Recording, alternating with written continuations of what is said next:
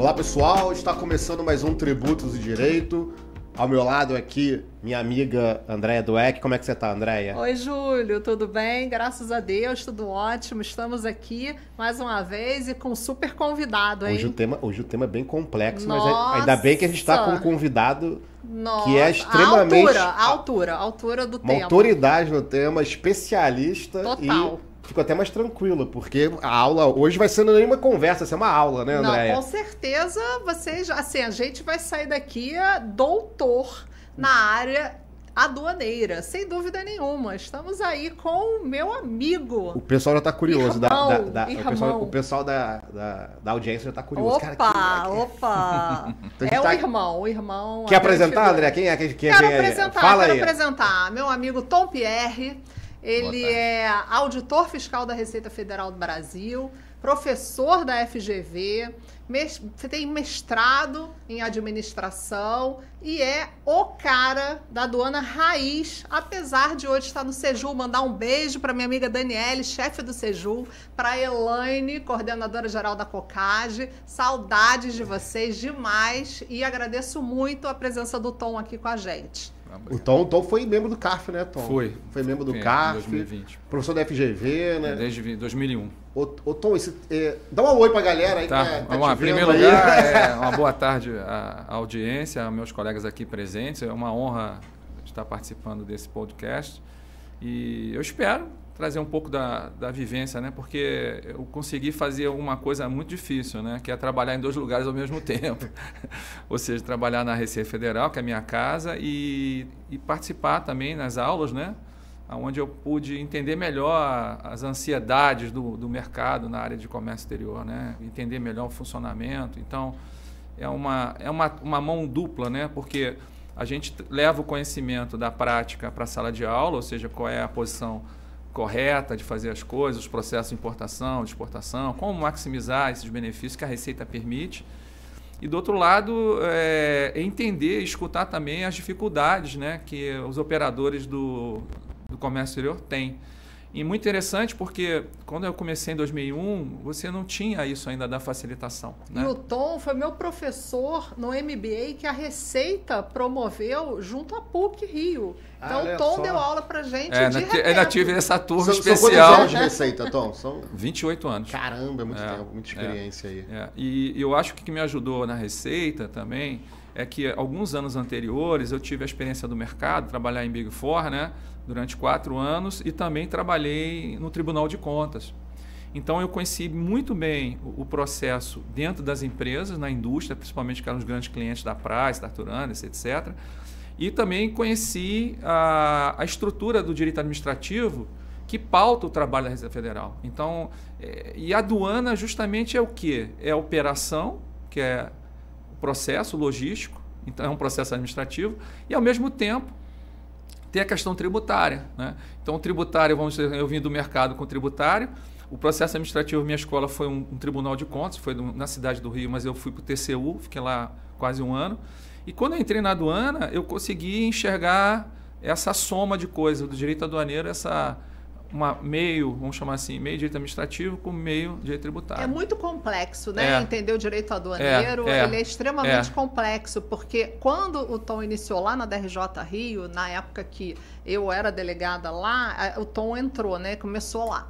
E a gente tinha muita discussão de se aplicava o CTN, se aplicava o 3766, principalmente na esfera, por exemplo, de decadência. E é muito importante a gente entender que existem diferenciações. Então, o Tom ele foi um grande divisor de águas a entrada dele na DRJ Rio, porque a DRJ Rio estava resgatando o comércio exterior naquela época, o julgamento de comércio exterior em 2017, que foi quando o Tom ele ingressou no âmbito do julgamento, né? Ele estava muito na atividade de ponta, né, da própria delegacia de comércio do procedimento, né, aduaneiro, e ao mesmo tempo ele aí começou a ter a visão do julgamento, que para ele enriqueceu bastante, que ele acabou até indo para o CARF. Posteriormente presidiu uma das turmas da 3ª sessão. Então é um aprendizado que acaba se completando. Sim, né, Tom?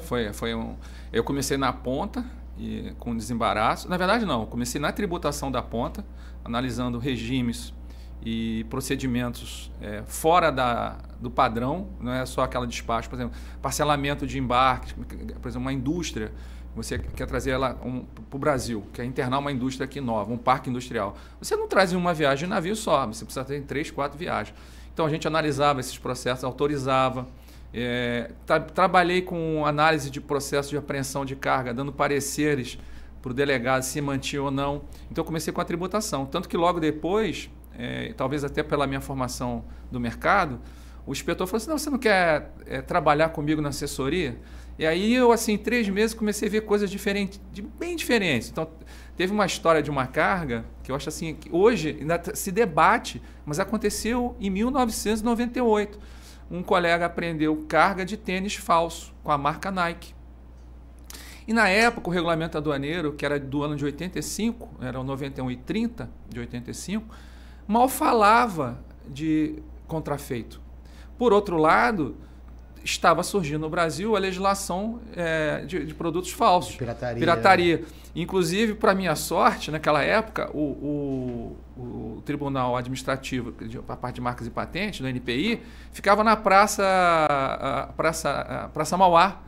E eu lendo a legislação e confrontando, falei, não, vamos reter essa carga. Só que não tinha regulamento falando. Aí eu procurei o procurador do NPI, ele me recebeu, expliquei a ele que eu tinha um regulamento que não permitia a entrada, a circulação econômica de bens que tivesse algum mal feito, a saúde, enfim, a proteção ao ambiente. Você tem várias variáveis de defesa argumentos de defesa, né? Só que não eram claros, eu tinha que entender a lei. Aí conversei com esse procurador, ele me mostrou que aquilo ali podia, por exemplo, a pessoa tem um problema no caminhar, o tênis é mal elaborado, então tinha um problema até de saúde, além da marca. E aí, com esses argumentos, eu fiz um parecer. Foi meu primeiro parecer. Mas não tinha lei, né? Não tinha lei, não tinha nem N. Agora você tem, né? De contrafeito, você tem. Eu quero chamar a atenção que hoje esse tema ainda causa estupor. E você imagina, naquela época, esse tênis foi muito, assim, para mim foi muito significativo, porque me deu uma liberdade em prol da sociedade, usando um regulamento, claro, que é o Decreto 3766, o 1455, mas as interpretações ainda não tinham essa dinâmica, essa visão do contrafeito. Até porque a China ainda não era da Organização Mundial do Comércio. Ela só a partir de 2000 que ela entra para a Organização Mundial do Comércio. Até então, a China não queria saber se era bom ou ruim, e não tinha um controle de qualidade. Então, a gente tinha que ter muito mais cuidado. Aí, a partir da entrada da China na OMC, né, aí a China começa a ser signatária dos acordos internacionais, ela mesma começou a frear esse tipo de produto, e tanto que os produtos da China hoje têm qualidade, né? Mas, mesmo assim, é um tema polêmico. Mas, Tom, essa questão, por exemplo, de você eu sinto muito que a área aduaneira é meio colcha de retalhos, né? Você pega ali um artigo no 3766, que é uma base legal, ao mesmo tempo, para você adaptar para os dias atuais, acaba se complicando, e muitas vezes você precisa, por exemplo, que é o caso hoje do nosso tema, de um regime aduaneiro, né? Para poder suspender a tributação. Sim. Muitas vezes você traz, assim, sei lá, faz uma importação fracionada, e você precisa armazenar aquela mercadoria. Sim, então, assim, são exemplo. Muitas questões que envolvem. Agora, com a reforma tributária, mais ainda. Eu acredito que essa questão dos regimes aduaneiros, elas continuam em pauta, né?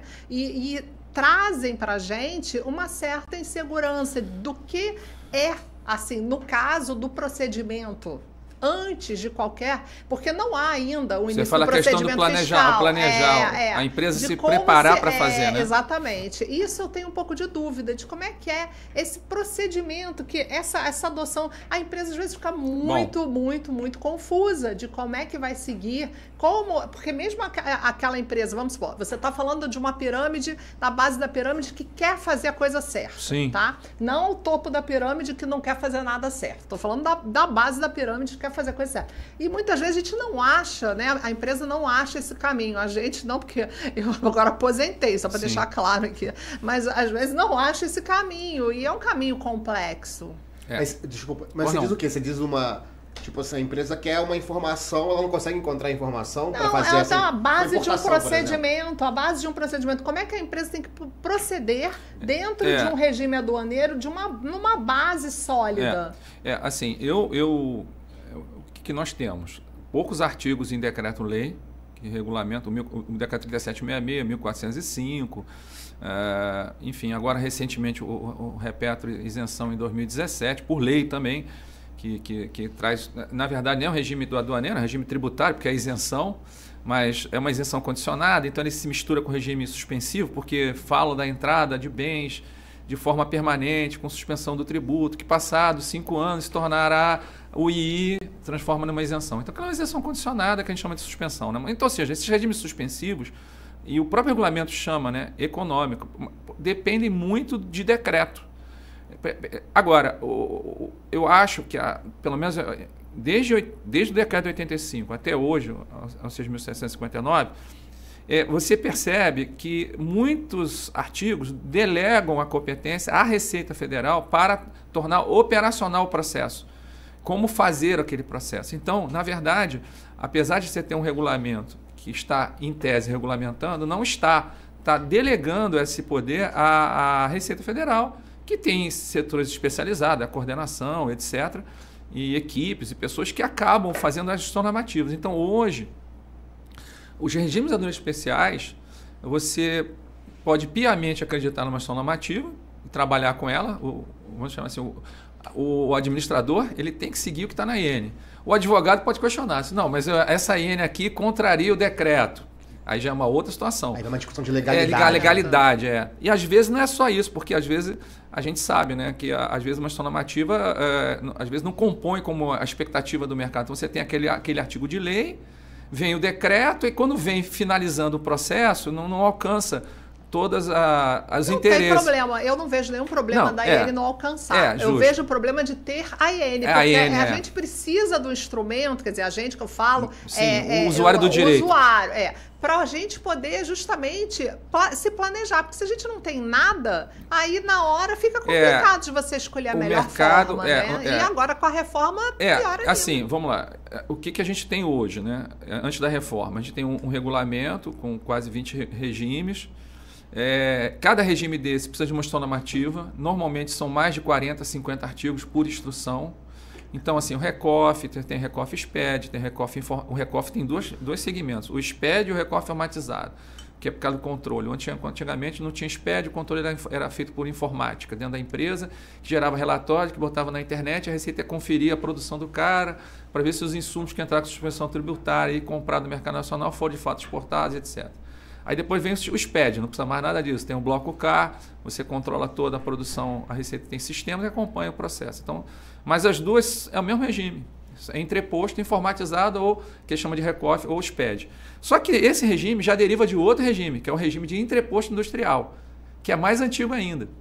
E é a mesma história. Ele pode trazer itens para industrializar no Brasil, agrega com a mão de obra nacional, matéria nacional, e depois do produto acabado externar, ou exportar ou internar. Se internar, paga os impostos, se externar, não paga nada. Aquilo tudo que entrou, aqueles insumos ficam sem o efeito de uma isenção, porque entra com a suspensão, enquanto estiver no estoque ou no processo produtivo, antes da venda, está suspenso. Depois que vendeu, era o objetivo da norma. Então, esses regimes econômicos, eles estão lastreando várias atividades. E aqui, por exemplo, na 7ª região, que é o Rio de Janeiro, o petróleo é o que demanda mais. E é muito confuso. Então, você estava explicando aqui nos bastidores sobre como que surgiu o Repetro, o contexto que surgiu. Para que surgiu o Repetro? Assim, porque às vezes, Tom, eu fico muito preocupado com a quantidade que você até falou de mais de 20 regimes. Eu fico preocupado com a quantidade de regimes. Mais ou menos. De regimes desses 20, eu por exemplo... muita coisa. Isso foi minha preocupação. Em 2007, quando eu estava fazendo a minha dissertação em administração, eu puxei justamente por esse lado. Disse, olha... todo mundo ouve falar de Repetro, né, como um regime de admissão temporária, que seria o quê? A permissão da importação por um tempo determinado, sem compra, sem cobertura cambial, de um item para ser utilizado na finalidade de exploração e produção de óleo e gás. Então, esses bens são relacionados pela Receita numa lista, uma lista positiva, permissiva, que diz o que pode entrar. Mas é exaustiva? Não? É exaustiva. Mas não necessariamente para exportar, né? Não. Só para usar na produção do petróleo, na exploração, ou seja, na pesquisa e lavra, exploração e produção de petróleo. Então, é uma embarcação, são ferramentas, são equipamento, ROV, manifolds, são itens da estrutura do offshore. E ainda temos um problema, porque a legislação ela só ficou no offshore. O onshore já teve, já entrou, já saiu, tipo, por exemplo, sonda, né? Tem um navio sonda. Aí, ok, você consegue trazer isso com suspensão tributária, para ficar aqui por um prazo operando na perfuração. Agora, se você quiser um caminhão sonda, você não traz, não está na lista. Então, assim, é uma questão assim, é uma lista que ela dá, mas também restringe.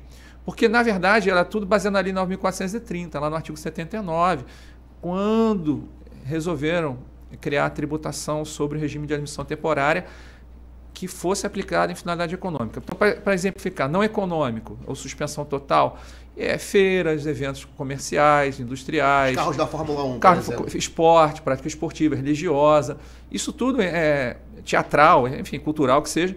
Isso entra, vai ficar um período aqui de 30, 40 dias, depois vai embora. Então, você não tributa. Isso é internacional, né? É uma convenção internacional de admissão temporária.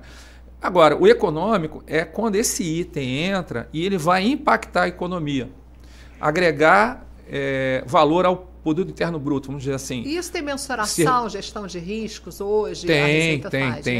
Até porque a Receita ela pautou basicamente as entradas para duas finalidades econômicas. Isso está no regulamento aduaneiro. A IN ela já é um pouco mais flexível, que é a prestação de serviço e a industrialização.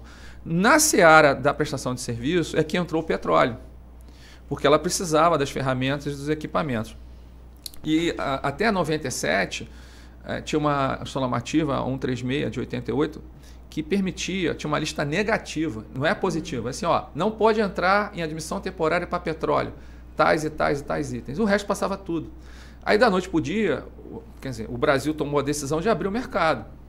Com a entrada das novas empresas de exploração, havia essa legislação que precisava ser regulamentada. Olha, tem uma admissão econômica aí que precisa importar itens econômicos e pagar tributo, uma parcela de tributo. Então, antes de 97, tinha uma lista que permitia tudo. Depois de 97, tinha uma lista que proibia, só permitia o que era na lista, ali, o afirmativo. E as empresas tiveram que se adequar a essas regras. As que já estavam no mercado, então, exemplo, Petrobras, Halliburton, Schlumberger, as empresas antigas, estavam aqui há muito tempo com a Petrobras, tiveram que entrar nessa linha de controle. E elas faziam tudo antes com maior liberdade. Eram felizes e não sabiam, né?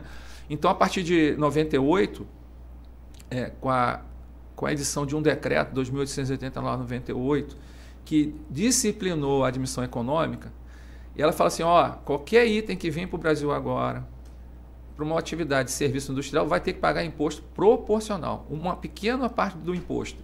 Em vez de ser o 100%, por exemplo, você tem uma ferramenta de 1 milhão, o II é 10%, você tem 100 mil reais. Então tá, aí você vai ficar aqui quanto tempo? Vou ficar aqui 1 ano, vai pagar 12%.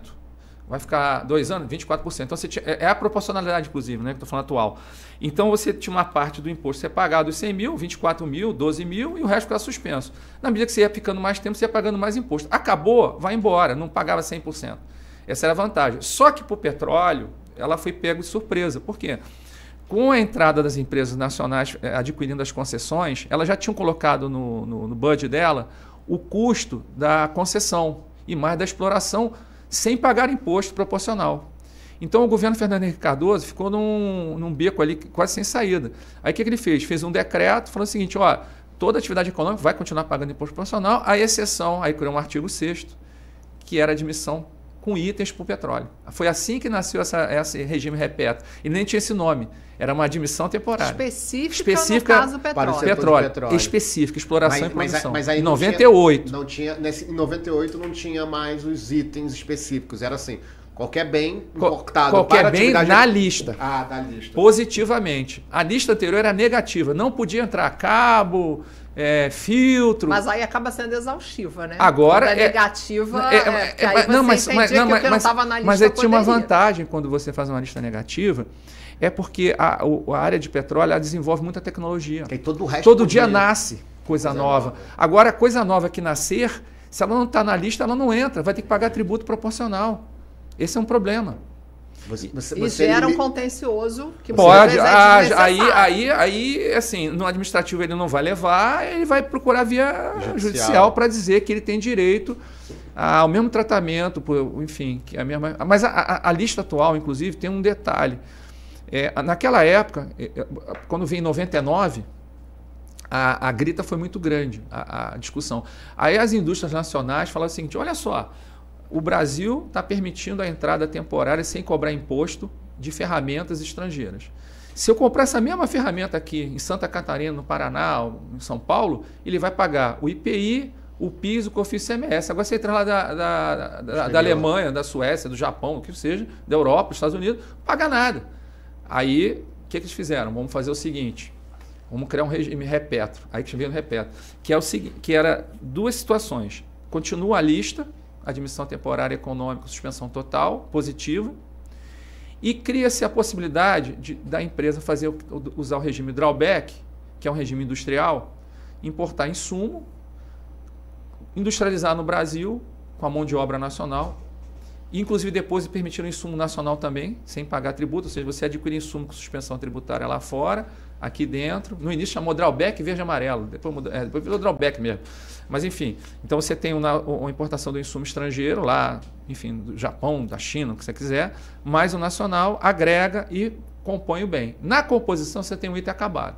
Esse item acabado, ele está naquela lista da admissão temporária positiva. Aí o que faria o brasileiro fabricante? Vou vender ao exterior. Aí vendia para uma empresa lá fora. Essa empresa lá fora falou assim, não mande para cá. Por exemplo, quem fez isso? A PNBV. Já deixa no Brasil. Que era a Petrobras na Holanda. Então, ela comprava a plataforma, transformada aqui nos estaleiros, usando, em tese, um drawback, finalizava o estaleiro. Então, o casco vinha da China, alguns equipamentos vinham dos Estados Unidos, então, você montava aquilo, nacionais, e agregava. Inclusive, naquela época, tinha uma questão também, né, de conteúdo nacional, essa questão de quantos por cento nacional, se falava muito disso também. Mas então, dentro dessa composição política, fazia-se a plataforma. Aí finalizou o processo. Passado 2 anos, 3 anos, o estaleiro empregou 5.000 pessoas, você vai exportar a plataforma. Só que essa exportação, ela não necessariamente ia lá para a Holanda. Ela ficava aqui no Brasil por meio de um processo, um tratamento de despacho, que é um tratamento especial que eu chamo, um TAI, né, tratamento aduaneiro especial, que é a exportação com saída ficta. Então eu do estaleiro aqui X, Tom Pierre, estaleiro naval, exportava e finalizava o drawback, porque o drawback ele só termina com a exportação, então eu atendia o drawback. Simultaneamente, eu fazia uma venda, um despacho posterior, sem transferir fisicamente, cruzar a fronteira. Transferia só a propriedade. Propriedade. E o fiscal anuía esse processo. Então, você fazia o câmbio, recebia os dólares da construção, etc. E a plataforma voltava, ficava aqui, disponível para alguém, que era a empresa que ia manusear a plataforma, que é a própria Petrobras. Então, estou dando um exemplo. Isso era um clássico, né? Está tendo na minha dissertação. Então, essa plataforma aqui fazia isso. Isso era o repetro. E esse repetro veio até 2017. Quando chegou em 2017 vem a crise, há um despertar para ativar nossas economias, né? Gerar emprego e tal. O petróleo sempre acaba sendo uma âncora, né? A cadeia é muito grande. Né, os grandes exportadores, né, que ajudam o Brasil, né? Seja a área agrícola ou o petróleo. Então o governo falou assim, não, vamos fazer o seguinte, vamos pegar esse regime, porque esse regime tinha prazo até 2020, então vamos jogar até 2040. Aí 2040. Mas só que a indústria nacional não ficava feliz só ficar com um drawback e uma exportação. Por que não fabrica, sei lá, em Nova Iguaçu, ou em São Bernardo do Campo, sei lá, em Campinas, uma fábrica, e vende internamente para a Petrobras? Por que tem que fazer essa ginástica de trazer insumo lá de fora, exportar para voltar? E depois tem que provar que exportou efetivamente, porque senão no tem final, outro problema. Mas é que normalmente, como eram ativos que estavam ali, no final ele acabava fazendo essa prova. O processo ficava registrado. Eu já peguei vários processos de questionando se houve ou não a exportação. Que o contribuinte não conseguiu provar. Inclusive, o ICMS não gostava desse processo. O ICMS era realmente uma situação complicada, porque eles achavam que a exportação só era exportação, de fato, quando a carga cruzava as 200 milhas, lá, as 20 mil milhas, e não ficar dentro do Brasil. Isso era uma venda ficta. Então, assim, o ICMS não aceitava, a União incentivava, né, fazer a exportação da fita de admissão temporária. Mas aí, em 2017, é que vem a grande questão. Isso não está atendendo. Então, o que se faz? Cria-se a possibilidade agora da importação definitiva desses bens. Aí que se cria uma outra lista, uma segunda lista, Então, hoje você tem 2 anexos na legislação que está na IN 1781, 17 lá. Você tem o anexo 1, que são itens passíveis de compra lá fora com isenção aqui dentro, ou seja, na importação você vai ter uma isenção, desde que esse comprador seja habilitado ao regime do repetro. Aí tem as pessoas que são habilitadas, que são as operadoras, aquelas que realmente são IBP, são as empresas do IBP, tem as empresas da Abispetro, que são as que prestam serviço, e as associações de navegação, a Habitan, que são as embarcações de apoio marítimo. Então, esses são os 3 grandes grupos. O primário seria o dono da área, da concessão, que está explorando, tem aquele direito de lavra. Quem tem tecnologia, né? Continua, Halliburton, Berger, né? Baker, enfim, essas grandes empresas, né? E mais as operadoras marítimas, para fazer o apoio marítimo no entorno da plataforma, porque ela ali é uma cidade que tem uma limitação de espaço e precisa de apoio marítimo para várias coisas, né? Tecnologia para exploração, perfuração, apoio marítimo e tal. Então, essa IN, com esses 2 anexos, o que você tem? O anexo 1 para isenção, o anexo 2 para suspensão. Ainda tem isso, tem coisa... Para ficar mais fácil ainda, as plataformas não estão no anexo 2, estão no anexo 1, como se não pudesse. Uma parte mais isenta, outra parte mais aí ainda tem que analisar isso. Não, só para complicar mais. Aí você, assim, eu posso trazer, então, isenção de tudo? Pode, menos as embarcações, porque a indústria nacional tem proteção. Isso que eu ia te perguntar. Qual o critério para botar o anexo aqui ou anexo aqui? Você tem que compor com várias outras situações eu vou ser bem assim, histórico. O anexo 2 é o repetro raiz. É aquele lá que já vinha lá de 98, que começou com uma lista e depois foi para o repetro, que era admissão temporária com suspensão total para atividade econômica de exploração de óleo, petróleo e gás, com apoio marítimo colado aí do lado. Então você tem contrato de serviço, contrato de afretamento por tempo. Só que isso aí, como eu dizia para vocês, a indústria nacional não estava ganhando espaço, ela não conseguia, ela competia muito, porque uma empresa dessa estrangeira, ela desenvolve um know-how, então ela vai lá para o Texas, lá para Houston, e faz uma ferramenta para ajudar a exploração. Ela desenvolve isso tudo no laboratório dela lá. Quando ela traz para aqui, ninguém está comprando a ferramenta, porque ela vai usar a ferramenta dela para o cliente dela. Amanhã ela vai para a Argentina, amanhã ela vai para o Golfo do México, ou o Golfo dos Estados Unidos, como queira agora, ou vai para o Iraque. Então aquela ferramenta roda o mundo, né? Então, essa ferramenta não vai nacionalizar. Ok, mas tem coisas que por exemplo, a própria operadora pode querer ter. Uma embarcação de apoio, a Petrobras tem IBN também, né? Então, se é uma empresa de navegação, ele pode, se quiser, nacionalizar. Não, perdão, falha minha. Embarcações não podem. Foi um péssimo exemplo, porque justamente a proibição de isenção são as embarcações por causa dos estaleiros nacionais. Mas uma ferramenta, um ROV, um veículo, um submarino, aqueles para perfurar, ou seja, cabo, coisas que estejam aí nesse conjunto, na lista, eles conseguem trazer com isenção. Em paralelo, o mercado nacional foi agraciado com um outro regime de entreposto industrial, que eu estava comentando do RECOF, né? É cópia do RECOF, só que é um RECOF próprio para petróleo, que eles chamam de repetro industrial. O que é o repetro industrial?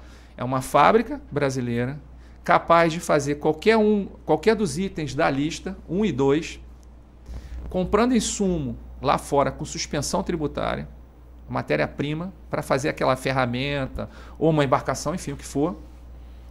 E no final do processo, ele vai vender para uma empresa que seja habilitada ao repetro. E é um item da lista. Mas isso do mundo ideal, né, Tom? Não, fábrica, a gente tem fábrica disso. Já tem empresa fazendo, já tem pessoas eu até trabalhando.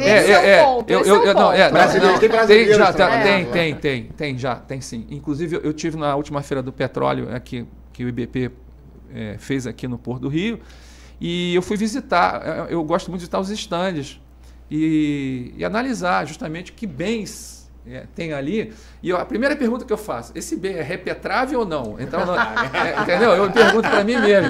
Então, por exemplo, um exemplo, macacão. Os macacões, eles têm um tecido antifogo, uma tecnologia tem que ser especial. Né? Macacão não entra no repetro. Não está lá. Inclusive, eu tinha um aluno meu em Campinas, há muito tempo, ele disse, professor, eu tenho uma fábrica, eu forneço a Petrobras os macacões para embarcado, tal. O tecido vem da China, é um tecido especial. Aí ele queria fazer o quê? Repetro. Então ele queria fazer o drawback.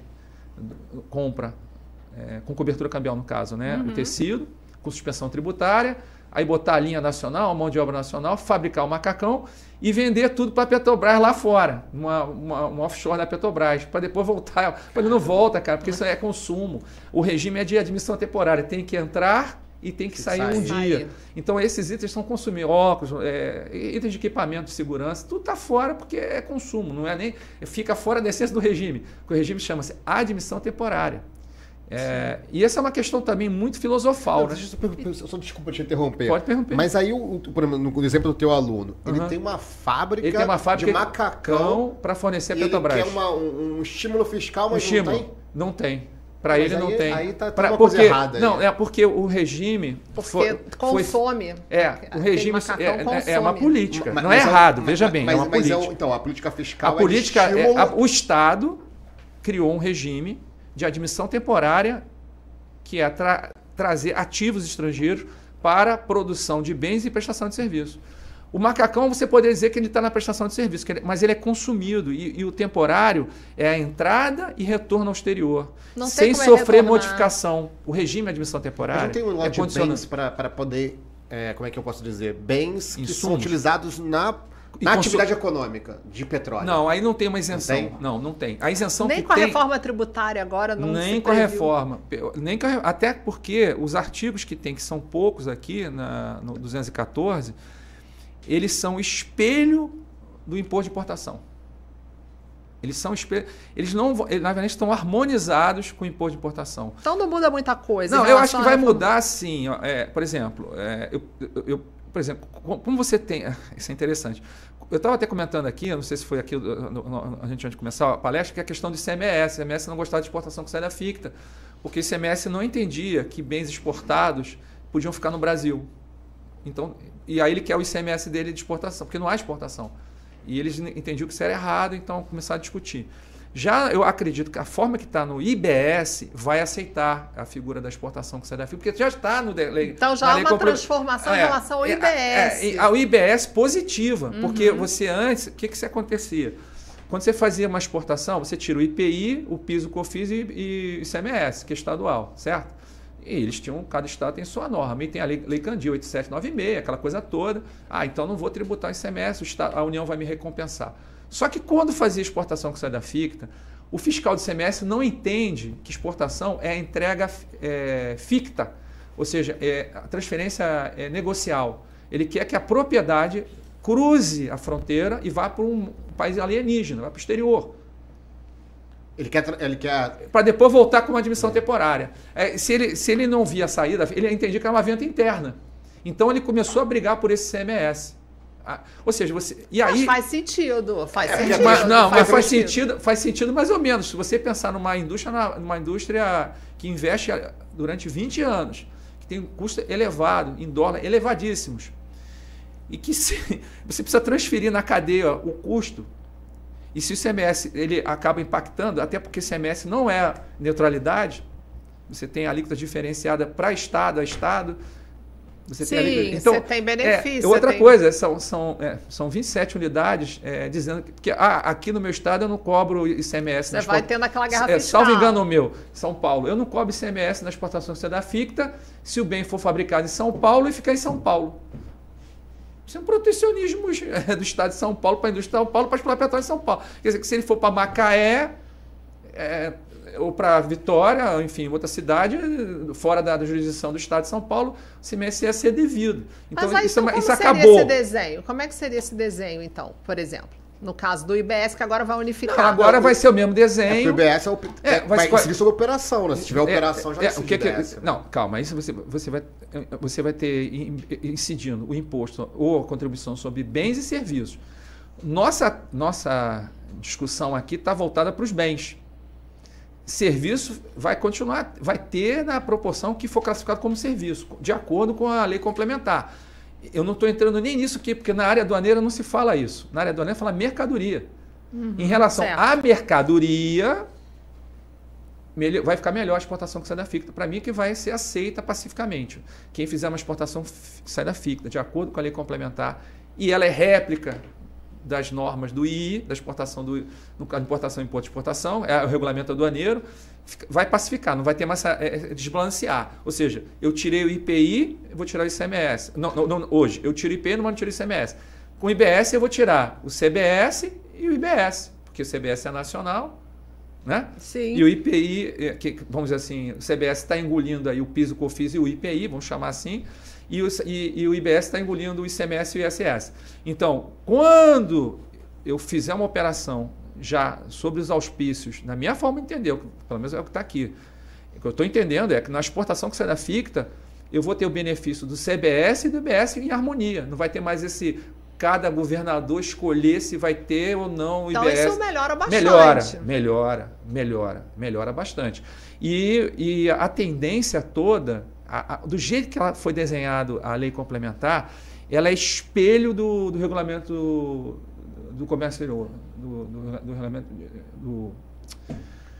aduaneiro. Regulamento aduaneiro. Então ele é muito espelho do regulamento aduaneiro. Agora, uma coisa que eu estranhei aqui, que tem a ver com exportação, que eu acho interessante a gente falar aqui, porque a exportação é o carro-chefe, né, da economia, né? E tem a ver com o petróleo também, que é o seguinte, nessa exportação que sai da FICTA, eu posso fazer a exportação direta, ou seja, eu sou fabricante, e vou na alfândega e faço o despacho de exportação com saída da FICTA. E alguém admite em admissão temporária porque essa pessoa tem um perfil de habilitação lá no regime repetro e o bem é repetrável, está no anexo 2. Mas também eu posso fazer o seguinte, fábrica, vender para uma comercial exportadora. Isso é comum, isso pode acontecer. Você tem uma trade entre o fabricante e o adquirente lá fora, que depois vai manter aqui dentro o bem, fazendo a exportação temporária de lá para cá, e aqui uma admissão temporária. Mas, quando você coloca essa comercial exportadora, você não tem entraves. Legislação é muito pacífica. Não tem nenhum senão. Na lei complementar, eles trouxeram como condição para ser comercial exportadora que a empresa seja OEA, por exemplo.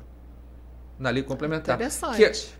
Faz sentido também, porque eu acho que e outra coisa, a gente tem que prestigiar quem está conforme. Não, mas tudo bem. Eu sei que isso é a tua área, mas vamos pensar em seguinte. Só que tem explica para a nossa audiência o que é OEA. Operadora Econômica Autorizada.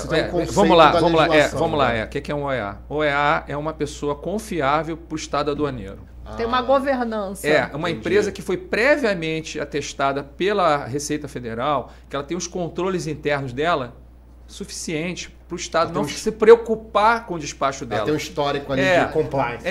Na verdade, isso aqui no Brasil começou nos anos 2007, 2008, por causa do governo americano. O Estado americano, depois do 11 de setembro de 2001, né? Sim. Descobriu que aquelas pessoas entraram pelas alfândegas e passaram com coisas que acabaram destruindo o Estado americano, né? Então falou, peraí, vamos controlar melhor as fronteiras aí. E aí houve uma percepção, eu fiz até um curso na época. Foi da OMA, né? Foi da OMA, né? Fiz um curso lá em Brasília e os meus instrutores eram justamente Organização Mundial das Aduanas. Das aduanas, e os instrutores eram da alfândega americana, então de Washington lá, o pessoal, né? Os customs, né? E eles falaram o seguinte, nós criamos a seguinte regra, a gente agora vai pegar 50 fiscais aqui de Washington, vamos dar um MBA para eles de logística, e nós vamos ficar mais só na alfândega. A gente vai fiscalizar a empresa, o ambiente da empresa, saber se a empresa tem controle, conformidade, auditoria, enfim, é auditada, essa empresa contrata direitinho. Ela existe, tudo funciona. Que é também importante. Então é o seguinte, eu não preciso me preocupar com uma empresa que ela própria se regula. Ela tem um selo, né? Aí vai ganhar um selo de garantia. Exatamente. Aí tem assim, alto, médio e baixo. É mais ou menos assim, grau de confiança, muito alto, médio ou baixo. Mas aí os aduaneiros saíram das alfândegas e foram nas empresas, visitar as empresas, certificar as empresas. E aqui no Brasil fizemos isso com outro nome, incipiente, que era a linha azul. A linha azul era isso, uma empresa certificada pela Receita Federal que ia passar na aduana com um despacho muito mais rápido do que uma empresa numa muito atrativo. Mas isso tem hoje ainda.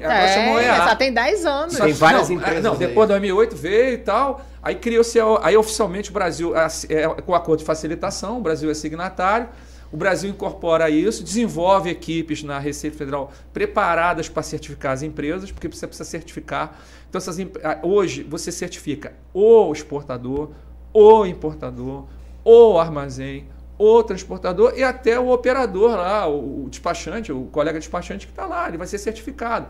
Então, na medida que você ganha confiança, ele tem menos preocupação. Eu não vou ficar olhando uma declaração única de uma empresa que eu conheço. Eu vou pegar uma desconhecida. A gestão de risco ela é mais fluida, você diminui a burocracia. Burocracia e o tempo de despacho dele cai. Inclusive, vai ter agora despacho em águas. Que a carga vai chegar já desembaraçada. Isso é um acordo com os Estados Unidos? Não, não é isso. Não. Isso é tudo pela OMC Facilitação. Os Estados Unidos foi o prepulsor da ideia de certificar. E qual foi a ideia dos Estados Unidos? Eu vou certificar minhas empresas aqui. Quando ela chegar aí no Brasil, não se preocupa com ela. Eu já sei que ela é confiável. Você pode liberar essa empresa. O Brasil vai reconhecer a certificação americana. O Brasil certifica as empresas dela. Quando ela manda para lá, para Miami, eles chegaram assim, eu já sou certificado no Brasil, eu sou uma empresa também. Existe esse acordo. Existe, isso é muito difícil, isso é mundial. Gente, como é que funciona esse despacho em águas? Isso é interessante. Eu vou chegar lá. Tem a ver com a confiança também, né? Porque o que acontece? As empresas de OEA começam a ter vantagens dentro dos processos. Vamos falar que todo mundo fala que burocracia é coisa ruim. Não é ruim. O sistema é burocrático porque é a forma de administração, é burocracia, são fases. Então, assim, você reduz o tempo numa fase na medida que você confia naquela empresa. Então, você acelera aquele processo, você descarta aquele controle, porque ela já foi previamente controlada. Ela sofreu um raio-x antes, entendeu? Ela sofreu uma checagem antes. Então, uma vez que essas empresas estão certificadas, você tem confiança. A questão é a seguinte, o despacho em águas é uma facilitação em adiantar o processo de desembaraço, liberação das cargas por parte da Receita Federal, que é o chamado desembaraço aduaneiro. Embaraçado é aquela carga que está retida, né? Está embaraçada. Até a gente brinca com o espanhol, né? Embaraçado, né? Está grávido, né? Então vai ter que nascer a criança.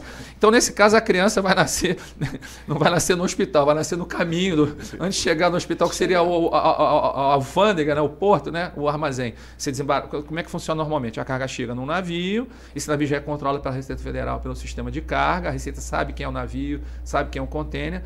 Aí esse sistema de carga é vinculado ao sistema de importação, que agora está do INPE, né? Ou no ADI, no Siscomex, você vincula, aí já reconhece aquele número de conhecimento de embarque, está tudo legalzinho, aí preenche a ADI e o sistema autoriza a confecção do despacho. E a Receita começa a conferência, aí canal verde, se o sistema liberar, canal vermelho tem que olhar a carga e os documentos, ou canal amarelo os documentos. E o cinza, aí a situação está complicada, porque o cinza você não vai para lugar nenhum, você vai ficar ali alguns dias parado até que se exaure todas as informações para ver se tem alguma coisa de risco aduaneiro muito elevado. O cinza é fora da curva. Uma empresa OEA pode ir para o canal cinza, não pode?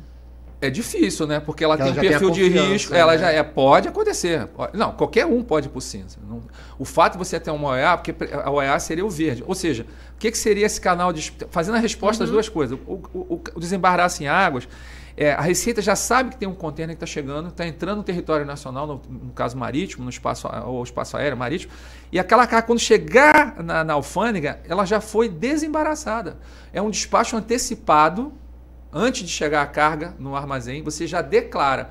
Porque, em vias de regra, eu só posso declarar uma importação quando está presente a carga na área alfandegada. Mas ninguém vê essa mercadoria. Chega ali no porto. Ninguém vê. Quando acontece esse despacho em águas, ninguém vê a mercadoria? Não, ninguém vê não, porque as informações são... Você fica confiando nas informações. Claro. Você não vê o container, por exemplo. Você não vai fazer verificação mas olha só que o navio dá... Olha só, o navio dá peso, o navio tem a descrição da carga, o container...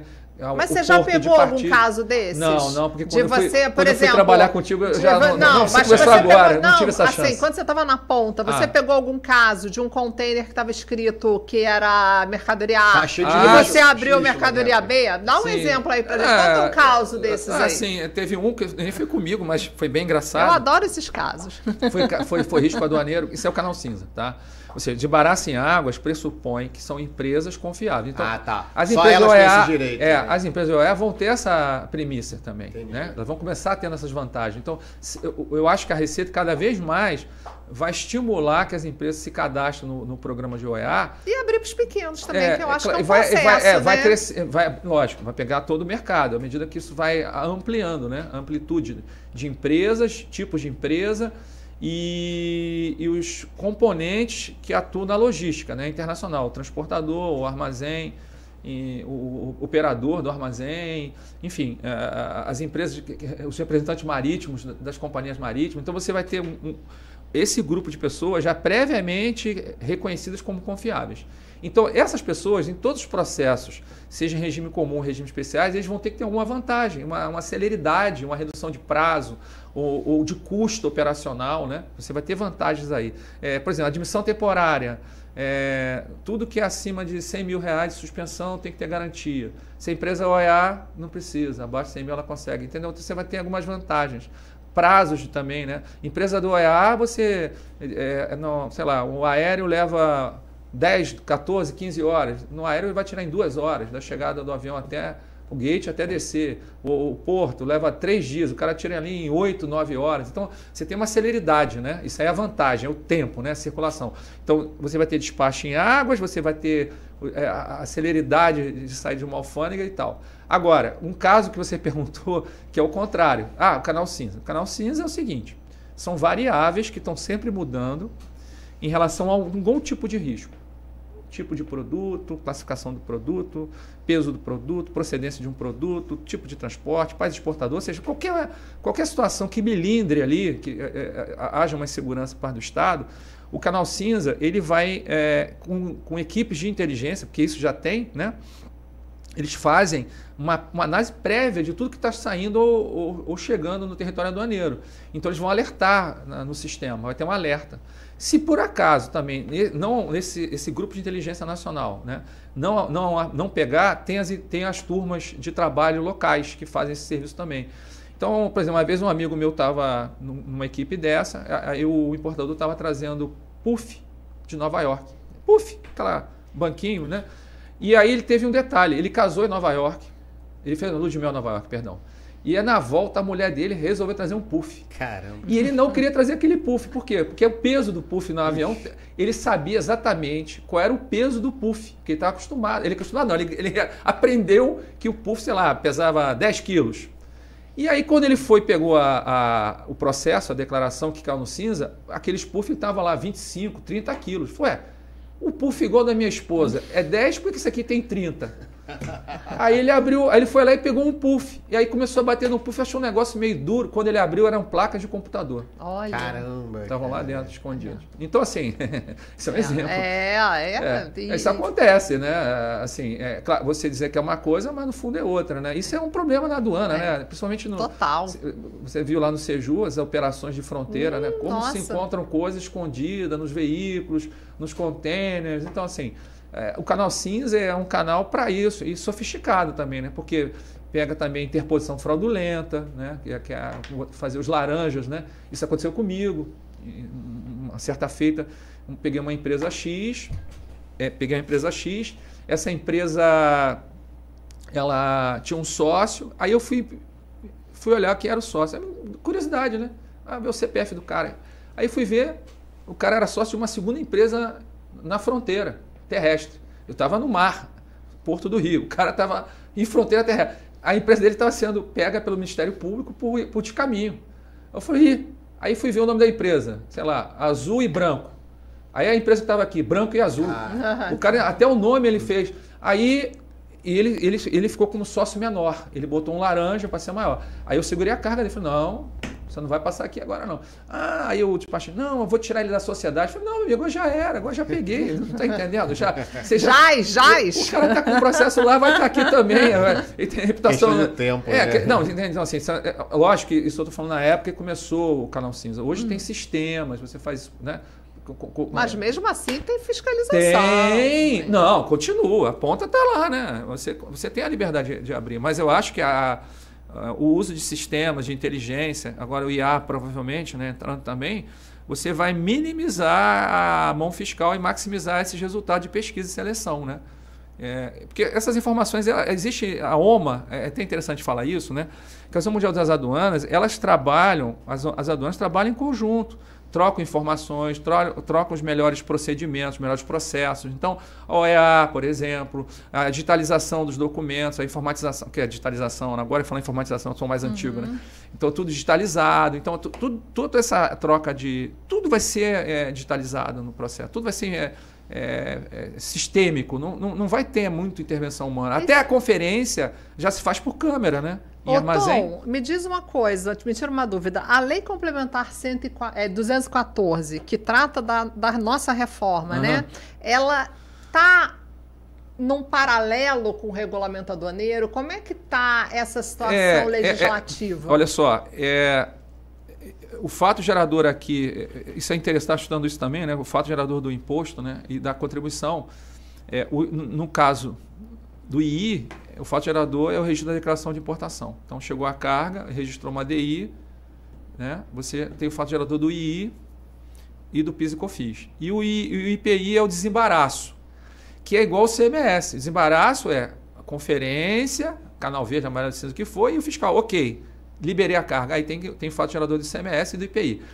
Aqui, eles botaram tanto o CBS como o BS como a entrega da mercadoria. A entrega é desembaraço, né? É o desembaraço. Então ficou muito parecido. Isso ficou parecido com o ICMS. Eu acho que o ICMS é que inspirou o fato gerador da importação. Já em termos de regimes especiais, que foram aqui divididos em 4, né? De trânsito, de depósito, de admissão temporária, esses regimes eles ficaram todos para serem disciplinados por regulamento. Não se fala quase nada. Só tem o caput, 2 artigos, parágrafo, caberá ao regulamento. Então, tudo ficou por regulamento. Mas, por uma questão de inteligência, de facilitação, você não vai criar uma legislação muito diferenciada. Os princípios vão ter que seguir os princípios de normas internacionais, até porque a Organização Mundial do Comércio, o acordo 6º do GATT, trata justamente disso, né?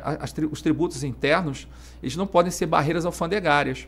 Então, se eu dou benefício para um produto nacional, eu tenho que dar para o estrangeiro, ok? Até a cobrança de alíquota. Então, eu acho que vai ter uma harmonização.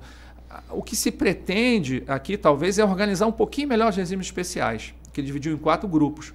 Mas tudo isso aí vai ser ainda vai ser objeto de regulamento. Mas, para mim, não vai ficar diferente. Pode ter uma melhora até, entendeu? Mas piorar não. Eu acho que vai ficar na mesma... Ou seja, quando eu interpretar o fato gerador do II, eu já estou... e o processo, eu estou fazendo a mesma coisa para o IBS e para o CBS. Vai ter que trabalhar com regulamento e com o novo regulamento. Eu só torço que, na hora de fazerem o regulamento, eles justamente alinhem. Exatamente. Até porque é das normas internacionais. Então, assim, por exemplo, o CBS eu não vou ter dúvida, que é a União que está legislando ali. Agora, os estados e municípios, eles têm que entender que eles não podem pegar o IBS. Primeiro que o IBS e o CBS são duais, são irmãos. Sim. Então, o CBS, ou seja, a doutrina do CBS, não é porque é a Receita Federal, porque é a União. A União é que representa o país no exterior, lá no estrangeiro, né? Quando você faz um acordo internacional. Então, esse tributo que é o IBS, que vai ser de gestão, vai ter um comitê de gestão e tal, não vai poder ser diferenciado, senão você vai criar uma dicotomia e um problema. Então você tem que ter uma harmonia. É porque é o mesmo fato, né? Entre CBS e IBS, e o CBS tem que ter uma harmonia com o imposto de importação, por causa das regras internacionais. Então você já tem aí uma questão que o comitê gestor, ele também precisa ser procedimental. Não só de uniformização e harmonização, mas também você tem que ter uma área de procedimentos dentro do... Para mim, quando fizerem um regulamento... O comitê gestor, ele precisa nessa área. Vamos dizer assim, você vai ter que ter tudo por regulamento. Então, quando for fazer um regulamento, obviamente que quem representa o IBS vai querer trazer suas ideias. Sim. Mas esse grupo, que não está tão acostumado com o comércio exterior, porque justamente são estados e municípios... Claro, os grandes estados até têm algum hábito. São Paulo, Rio, tem secretarias que fazem operações, vão desenvolver o estado. Trabalham com isso também. Mas os demais, eles têm que entender que tem que manter uma harmonia com a União, no caso CBS, porque a União não pode perder de vista que a União tem acordos internacionais e prevalecem. que eles já foram incorporados Isso, ao vai direito. Dar uma briga do cara. Não, eu não acho. Analisando essa questão. Mas aí é que está. Tanto que eu acho que, inclusive, por isso que em regimes especiais, que é a suspensão ou a dispensa, o que eles fizeram? Vamos deixar por regulamento. Porque aí, dessa discussão, se você fosse discutir isso no Congresso hoje, né? Para aprovar uma lei complementar, essas filigramas dos regimes, que os regimes são muito complexos. Entreposto tem sua regra, depósito tem sua regra, a admissão temporária, regimes industriais, enfim, você tem ali várias regras. Aí talvez um colega lá que está trabalhando na assessoria, um fiscal lá, fiscal do município ou dos estados, fala, poxa, mas isso aqui vai prejudicar a arrecadação do IBS. Mas, enfim, mas é a regra, é assim que funciona o regime. Então, eu acho que isso aí vai ser importante, realmente sentar à mesa. Catalogar, porque é político, né? A fase da elaboração é política. É muita... Vai dar muito conflito isso. A gente já falou isso aqui outras vezes. Fora essas questões que a gente fala dos tribunais, né? Que vai ter o CARF de um lado e o comitê gestor do outro. Então, você vai ter que harmonizar, né? Isso, e até na hora da feitura da norma, tem que ter um acordo. Concorda? Aí lá vou eu pro meu conselho. Vai ser o comitê de harmonização entre IBS e CBS, que tem previsto aí na legislação. O importante é que os principais traços e classificações foram dados, mas com liberdade para discussão no regulamento, porque aí que você vai perder tempo. Tanto com relação e precisa ter muita parcimônia para fazer isso. E é o seguinte, mais uma vez, vai ter que se inspirar no II. Não tem como inventar a roda. Você pode até melhorar. Dizer assim, tem algumas coisas que podia melhorar aqui no regime. Ou seja, na hora que eu fizer um IBS e um CBS melhor, automaticamente eu vou afetar também o II, vou ter que melhorar o processo. Você acha que pode ter outras INs com outras situações aventadas nessa tabela, nesses anexos da questão do repetro? Com certeza. Você acha que pode ampliar isso Em relação aos regimes, principalmente ao petróleo, eu acho o seguinte, se você não quer brincar, não desce pro play, não é isso que o pessoal fala na gíria, não é brincadeira?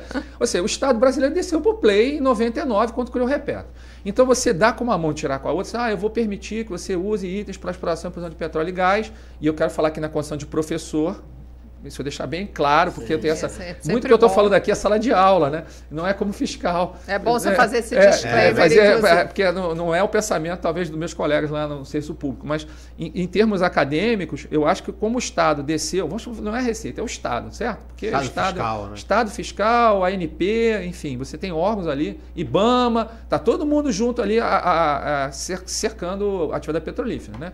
Então, o que eu entendo? Em relação ao escopo fiscal, essa faceta fiscal, pela 1781, quando fizeram a lista, botaram os NCMs. Ok, isso todo mundo sempre botou. Desde 98 tem uma lista, e desde a época lá, desde 88, quando tinha a lista negativa, tinha o NCM. Só que aqui criaram também, entre a descrição e a NCM, um tópico, que é a nomenclatura comercial. Quando você bota nome comercial, você está restringindo mais ainda. Então, eu acho que, na minha opinião, se quer atender a atividade de petróleo, tem que tirar essa questão do comercial e procurar ter uma lista mais abrangente possível. Porque precisa atender a atividade. Eles estão sempre inovando. Por exemplo, uma questão será que você vai ter que entrar com uma consulta para saber se na verdade, aí não. A consulta ela existe sim, a correção à classificação. Para saber se está ali dentro daquele... Pode acontecer, né? Uma consulta para saber se está aquela classificação na qualificação correta, na lista. Pode acontecer. Aí é Centro de Classificação de Mercadorias, que é órgão colegiado, né? Órgão colegiado. Aí você faz a consulta lá no processo, né? Etc. Isso. E aí você tem a classificação. Agora, aumentar a lista ou diminuir a lista é uma trava política e tributária, arrecadatória, porque se eu diminuo a lista, lógico que alguém vai pagar mais. Agora, tem que ser dito uma coisa, incentivar principalmente as isenções, né? Que sejam as indústrias nacionais possam replicar esses itens nas fábricas, usando o repetro industrial, que é a suspensão dos insumos nacionais e estrangeiros, condicionada à fabricação e venda para esses clientes que são empresas que atuam no repetro, dentro da lista do repetro. Aí faria uma isenção condicionada. Isso já existe, isso já está rolando. É o repetro industrial.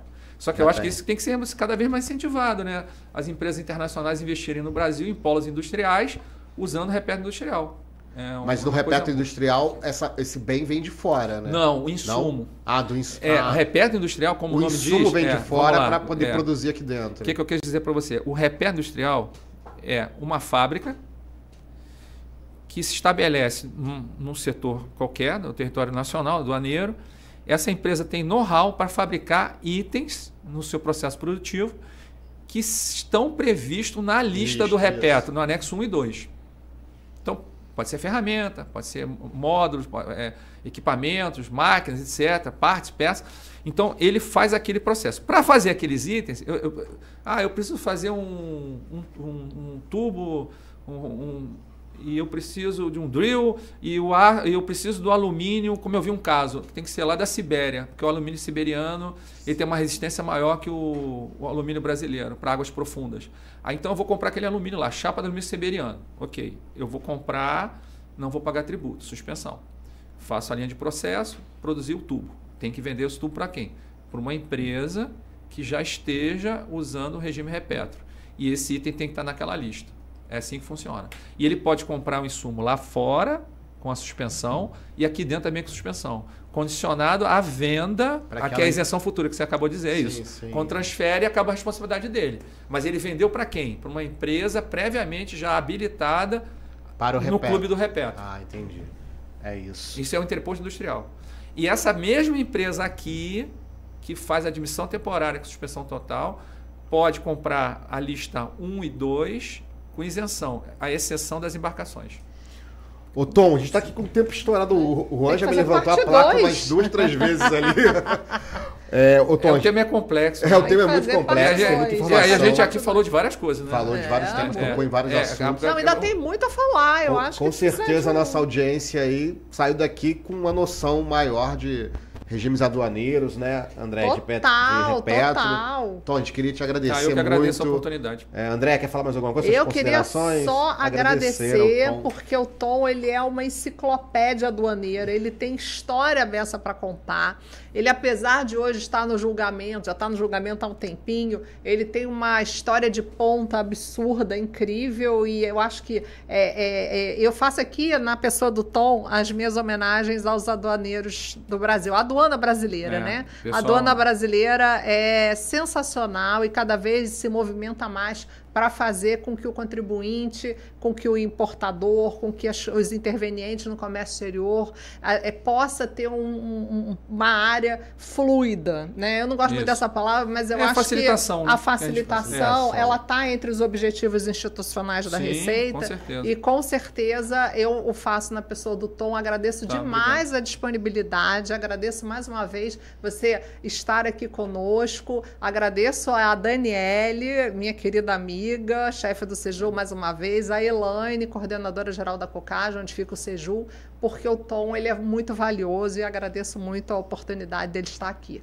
Então, muito obrigada pela sua vinda. Eu que te agradeço muito aí a oportunidade, aos dois, pelo espaço, e desejo que vocês tragam mais pessoas aqui da área aduaneira que possam enriquecer mais ainda, porque eu tenho muito a parte prática, né, e tento um pouco com a acadêmica, mas pessoas que possam trazer mais enriquecimento para vocês, falar dos acordos internacionais e tudo mais que afeta, né, essa legislação. E torcer, né, que os regulamentos saiam alinhados e poucas ienes. É isso aí, então, tá bom, pessoal. Obrigado.